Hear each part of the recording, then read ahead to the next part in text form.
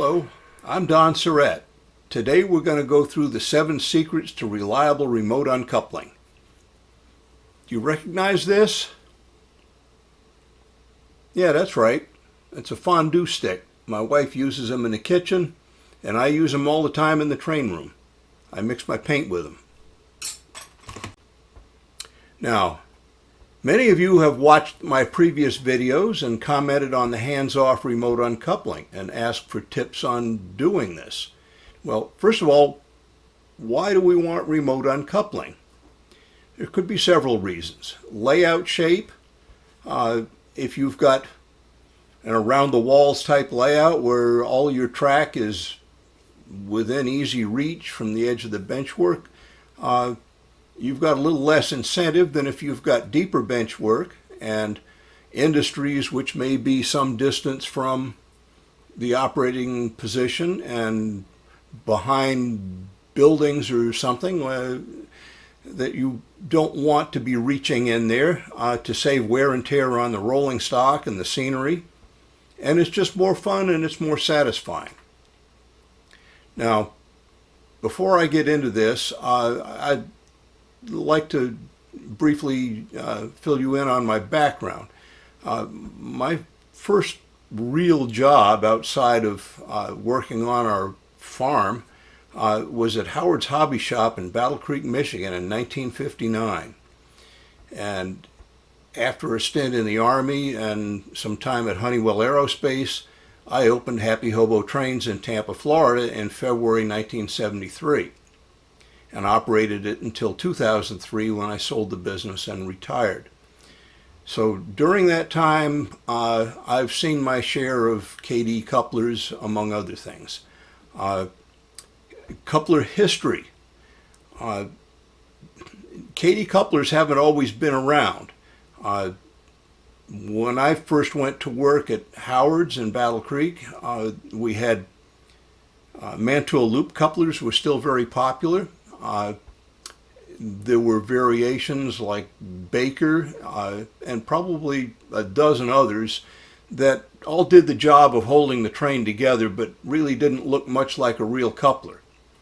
In 1947, twin brothers Keith and Dale Edwards designed the first knuckle-style coupler, and in 1956 they released the magnetic version. So when I arrived at Howard's Hobby Shop in 1959, Kadee couplers were pretty new.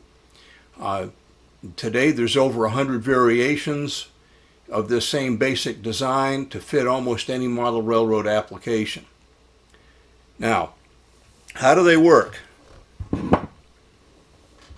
Let me change cameras here and see if I can draw.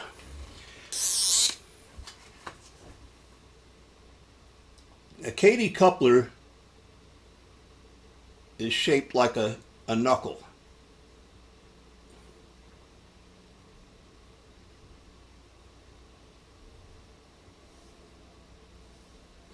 There's a pivot in here and a spring that holds the knuckle closed. Sorry, I don't mean to sit in front of you there. There's a little hook that mates with the next coupler because it's going to look. See if I can pull this off.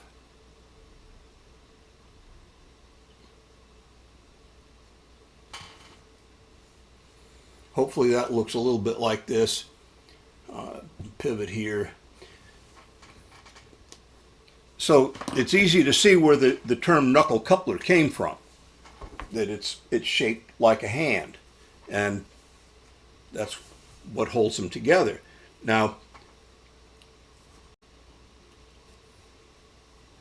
there's a little lip on the inside of the knuckle here that keeps them from disconnecting as long as the train is pulling. Now, there's also an arm, which is actually the pivot point that you'll see in the photos. It generally sticks down like that. And this goes down near track height, and there's a magnet in the track.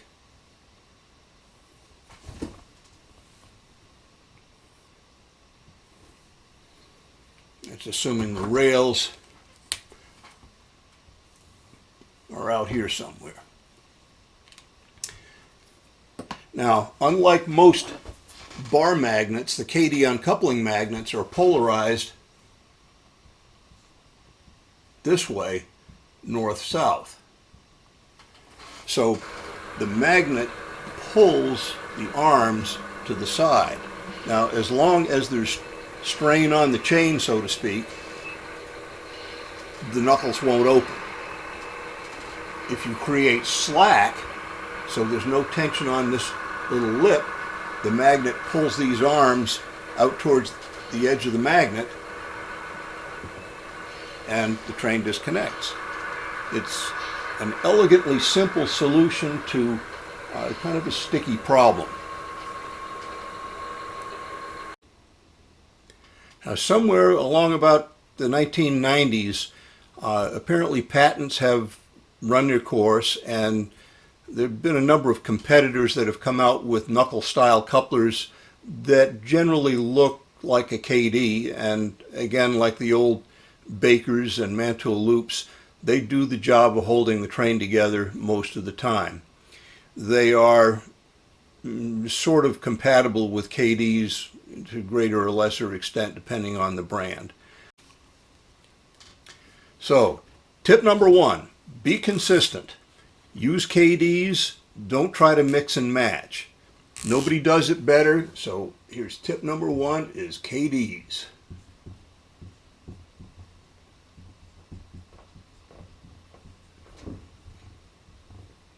That's a D. Okay, that's easy. Tip number two.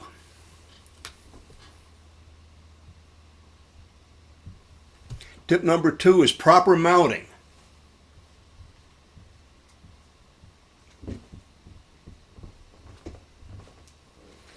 And the number one thing under mounting is height.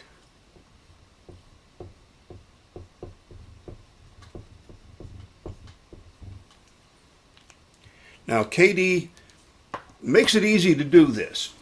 In today's world, most good quality rolling stock like Atlas, Athearn, Intermountain, Tangent, many more, the coupler boxes are compatible with the most common Kadee mounting style, and that is the good old number 5 coupler and a couple of its newer variations. One of the newer variations is the 140 series that is pretty much a drop-in replacement for most OEM couplers such as Athearn and Atlas, to name a couple. The whisker style centering spring is also on the 158 series couplers, which is the slightly smaller head. But anyway, we still are faced with height as being the most important parameter. Now, Kadee also offers variations in Shank Styles, where looking at it from the side, if this is the shank, and this is the knuckle and the uncoupling pin, there's variations that have an overset shank and an underset shank. So when you mount this to the floor of the car, you can get couplers that have a different amount of offset to compensate for rolling stock that is wildly different in floor height to accommodate that.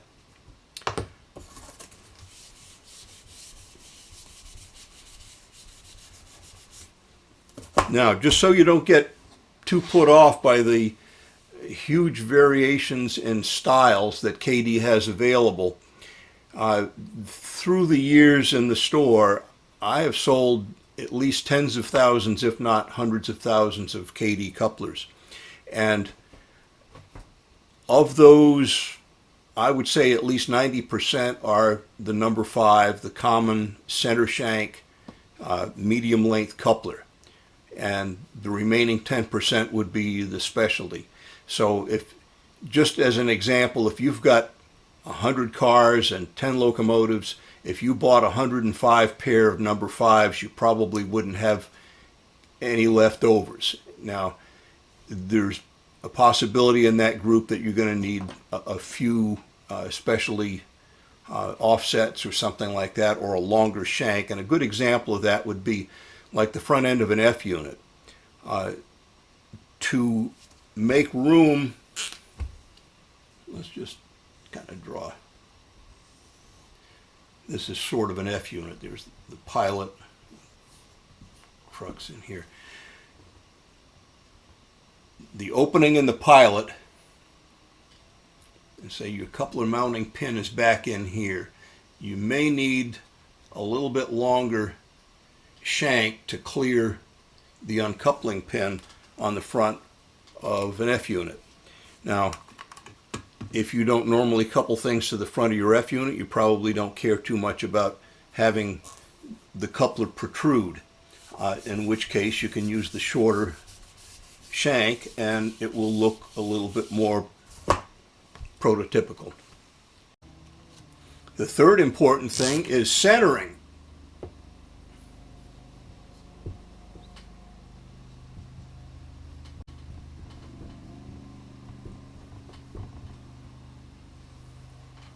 That's a G.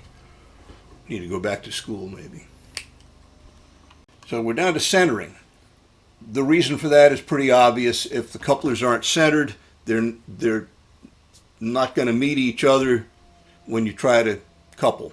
That's pretty much all there needs to be said about that. Okay, the fourth thing is your magnets.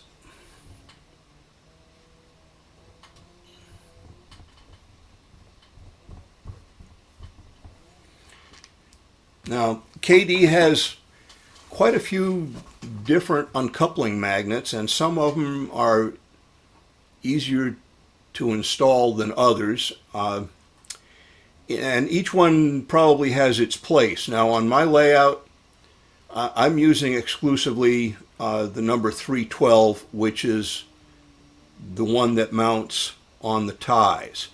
Now, if you're using even code 100 rail or anything smaller like code 83 or code 70, the magnet is going to stick up above the rail.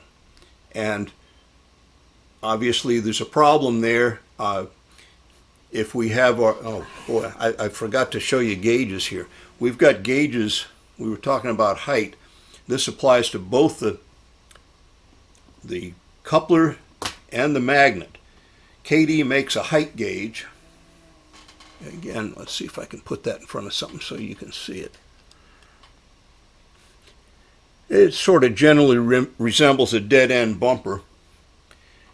And you put your car on the track and line it up with the height gauge, and the shank and the trip pin should just line up.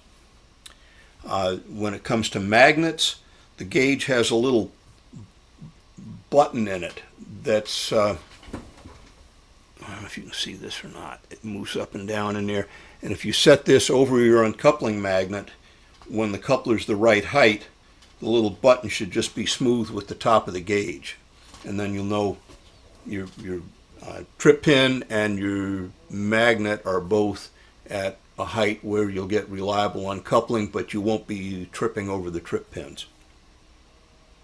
I guess there's a reason they call them that. But back to the magnets now. We got a little sidetracked on the height gauges, but again, we're talking about the height of the magnets. There's also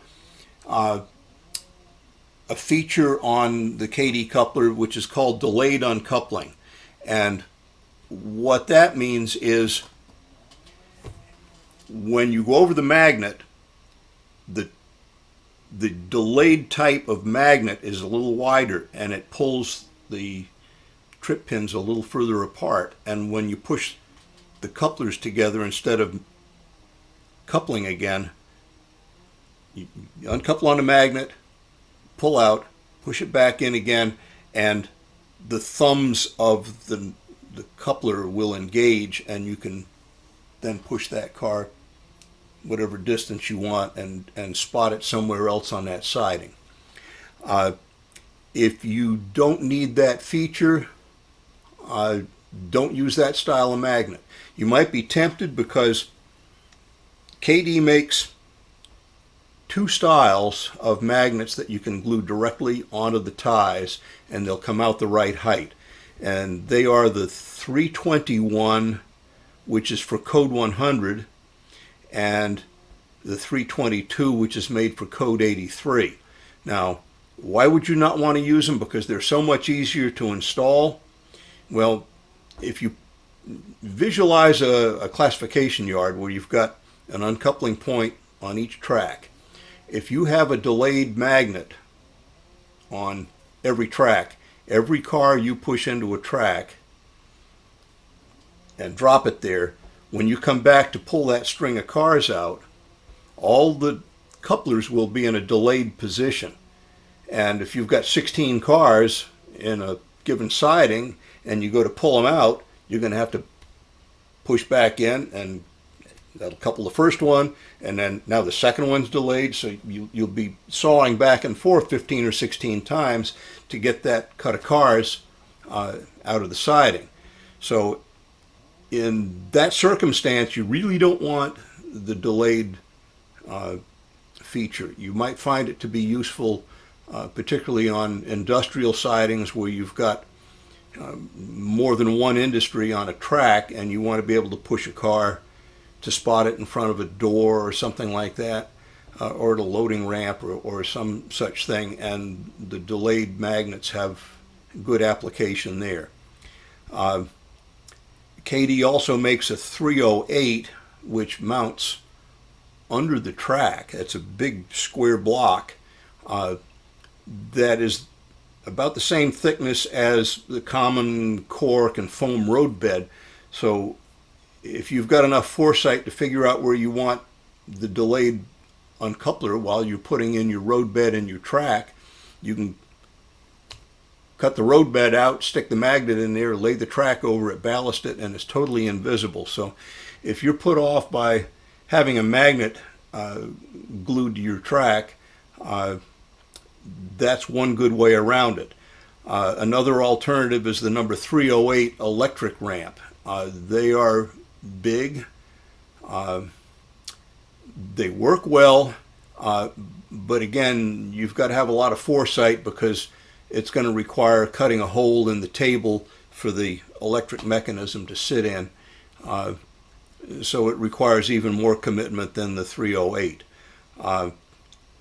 I find that I really don't need either one of those, so I exclusively use the 312 in almost every location, and that way when I'm making up a train in the yard and I pick up my 16 car cut, I can back in, couple on, and I'm off to the races, so to speak. And I'd also like to comment at this point that mounting the magnets, some people are put off by the fact that you have to grind out some of the ties to recess the magnet so that the top of the magnet is flush with the height of the rail.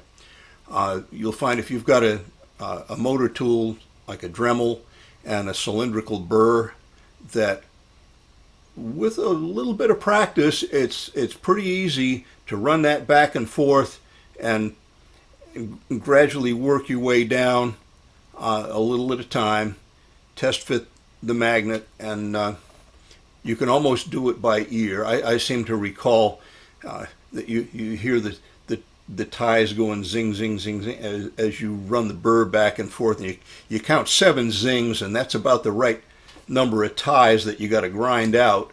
And it takes a little bit of practice, and you'll find that it'll become second nature as to how deep you have to go.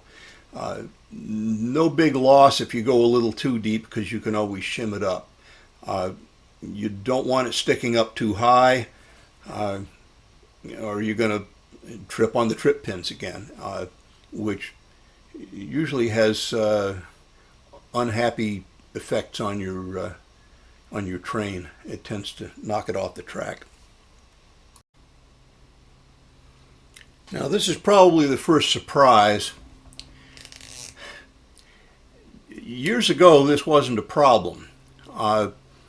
It was not common to find a freight car that would roll down anything less than about a 2% grade. But with today's high quality needlepoint axles and slippery Delrin plastic side frames and such, almost everybody's wheel sets roll really well, which is great if you're just trying to pull the longest train possible on level track. But it is a problem if you're going to do remote magnetic uncoupling. And the reason is, if the cars roll extremely well, you could have a little problem trying to pull them past the magnet, because the magnet will attract the glad hand or trip pin enough to create a little slack, and they'll uncouple on you when you're trying to pull them out of a siding. Well, what are we going to do? I say this is sort of counterintuitive, but we're going to create some friction.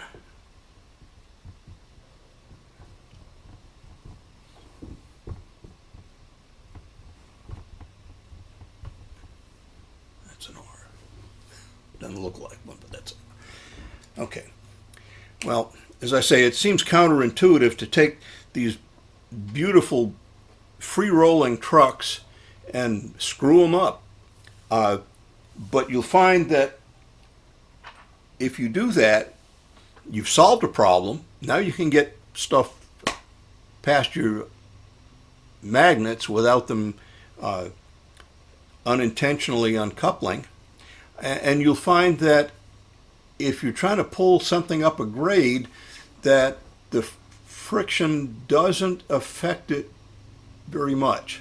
It does, of course, have some effect, but I haven't found it to be a problem. I found most of my 4-axle diesels will take 10 cars up a 2.25% grade, which is my grade through Crawford Notch. So anyway, how do you make the friction? Well, I use either 012 or 015 phosphor bronze wire, and I make a little hairpin shaped thing and bend it over the axles. See if I can get that close enough and in focus you can even see it. This is my camera car that my GoPro sits on, but you can see the wire wraps around one axle, goes over the bolster and around the other axle, and it creates just enough drag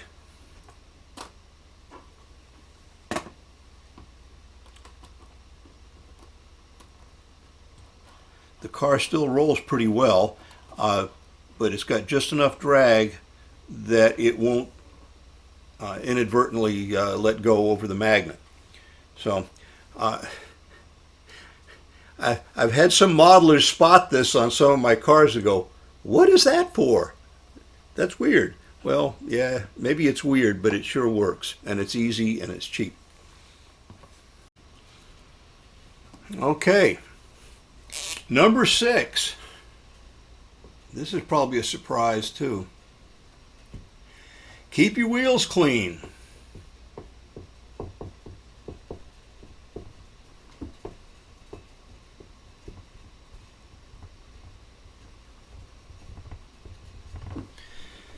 Now, why on earth does that have anything to do with coupler operation? Well, it's almost the same reason that we made the friction so we won't have false uncoupling. You'll find that, again, especially with the really free-rolling trucks that we have these days, that if you build up a little bit of crud on the wheels, that cars tend to have just a little bit of lurch as they roll down the track. And that's all you need, is to be coming over a magnet and the car behind gives a little lurch and the knuckles let go, and again, you lose it. This has nothing to do with the couplers, but I've also found that it's possible to build up enough crud on your wheel sets that the wheel doesn't have the right contour anymore and you get mysterious derailments. I have found on more than one occasion when something has derailed for no apparent reason, take a good close look and you'll find a buildup of the ubiquitous black crud on the wheels. And I may do a little clinic on that sometime in the future on cleaning wheels, because if you got a lot of rolling stock, you can spend time keeping the wheels clean, but it's certainly worth it, both from the operation of the couplers, electrical characteristics and so on, are so much improved when you've got clean wheels. Now, number 7,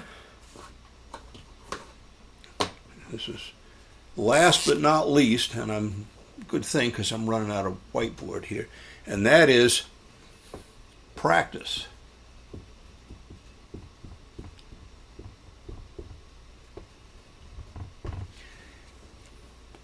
Now, like a lot of other things, you can have perfect equipment, perfectly set up, and still things don't seem to be working quite the way you thought. Well, you're going to find that there's variations in, as we used to say in the Army, in the situation and the terrain, that everything really isn't quite perfect. And here's where practice comes in. You want to be sure that if you've got uncoupling magnets on passing sidings, for example, and you're pulling a train through the passing siding, that you don't chop the throttle while a couple of cars are over the magnet, because they're going to slack and let go. Sometimes you'll back into a magnet and they won't uncouple and you want them to. Well, again, it has to do with friction and lack thereof, or friction in the wrong place at the wrong time. And the technique here I've found is to back past the magnet, pull in until your trip pins are over the magnet, and then back up just enough to create a little slack, and they'll usually pop. So this is the fun part, and that's the whole point of this. I mean, we're doing this hobby for fun, and you'll find that the practice itself is fun, and as you get a little bit more accustomed to using the magnetic uncoupling, that you'll have more and more fun with less wear and tear on your scenery, less wear and tear on the rolling stock, and it's just more satisfying.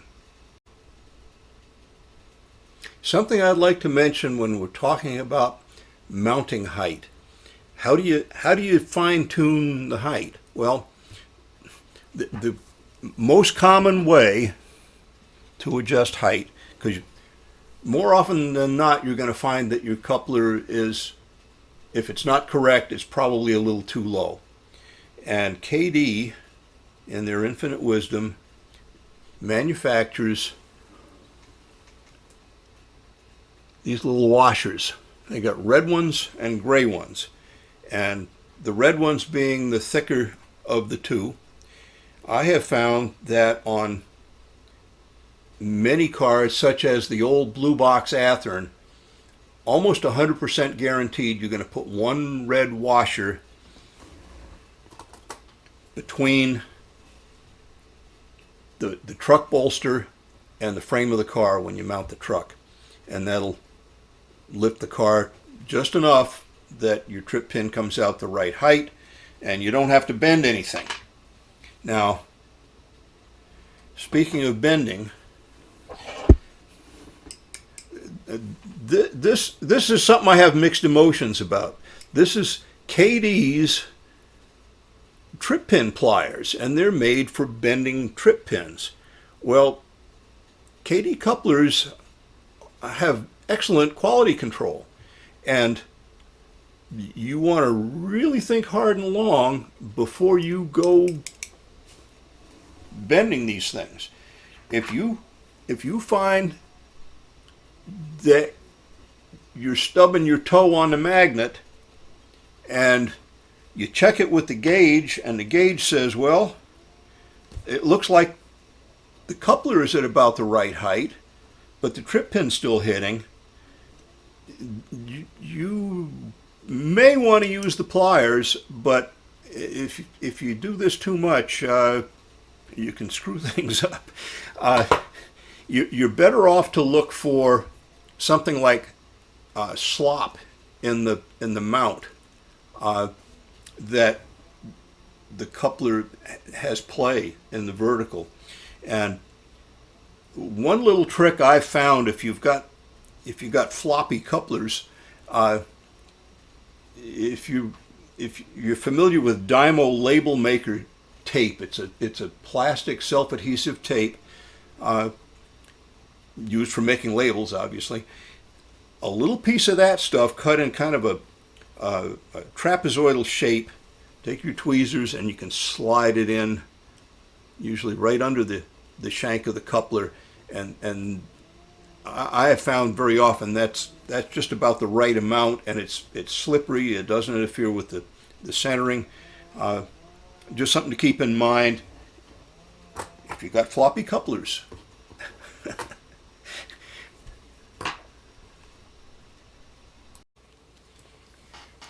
Well, I sure hope you enjoyed watching this as much as I enjoyed making it. So until next time, please like and subscribe and hit that bell.